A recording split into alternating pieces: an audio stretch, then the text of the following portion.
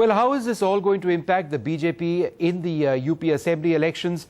What about other political parties and their tainted leaders? That's what we're going to be looking at very, very closely in the next little while. Before I get to my guests, here's a bit of a reality check. As the BJP grapples with the issue of tainted candidates being given tickets to contest in the Assembly elections or just being inducted into the party, it's not just the BJP. All major political parties have fielded criminal candidates. According to the Association of Democratic Reforms, of the 220 candidates declared by the BJP, at least 26 have criminal backgrounds.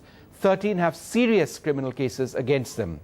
Of the 215 candidates declared by the Congress, 26 have criminal backgrounds, and of this, 13 have serious criminal cases. If these numbers are accurate, and we believe they are, the BJP and the Congress have identical numbers.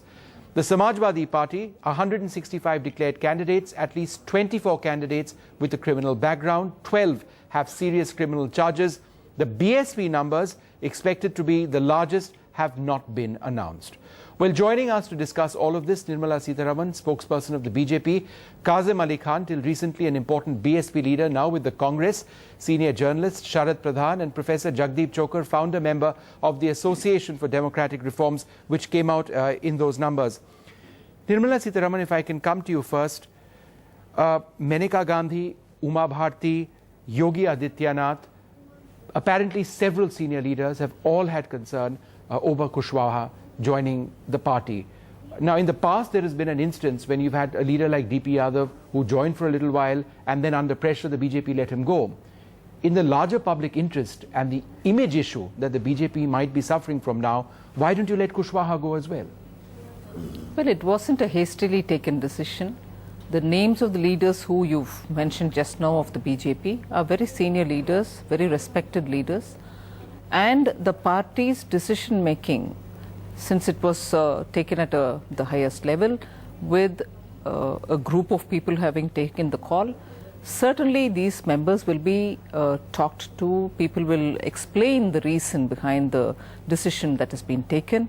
And let me underline here, we have taken the decision not to justify, if any, corruption charges, and at the due time when the legal process moves forward and if there are anything established, the party will take a call at that time. It is not an immunity or a protection to the corruption, if any. Right. But we are very clear that there is a need to have the presence of this leader because of the backward class, OBCs, whose representation has to be increased. And therefore we justify the decision that has been taken here, but certainly underline it that there is no way we are offering any protection to anybody if at all found guilty on corruption charges. Ma'am, people who are watching this telecast will be asking, perhaps just a few days back, you were at Rashtrapati Bhavan, was senior leaders of the BJP. You were saying that there was a great injustice which was committed with the Lokpal bill not going through and whatever we saw in the Rajya Sabha and the Lok Sabha before that. And now there is this entire debate within your party leaders which affects your own credibility when it comes to fighting corruption. These people may not have cases proven against them, but what about the image of the BJP? No, on the fight against corruption, we will not weaken our fight against corruption. On that, it is very clear. But is this hurting your image, ma'am? Well, on the question of image, there are two things that we have to remember. The conviction with which we are fighting, and we are not giving any protection for anybody who has gone against the law, or are we giving protection to people who are corrupt. But allegations alone don't end the story. Certainly, we have already given this upfront, that by inducting him, we are not giving him a protection, nor are we going to remain quiet if at all, at a subsequent time, something is proven against him. Right. So it is not as if we are going to give him a cover against corruption, nor are we going to just sit back and say, oh, probably we've made a different wrong call. No, certainly not. We are conscious of the decision that we have taken, and we will certainly wait in case there is something happening later on. We'll take a call at that time.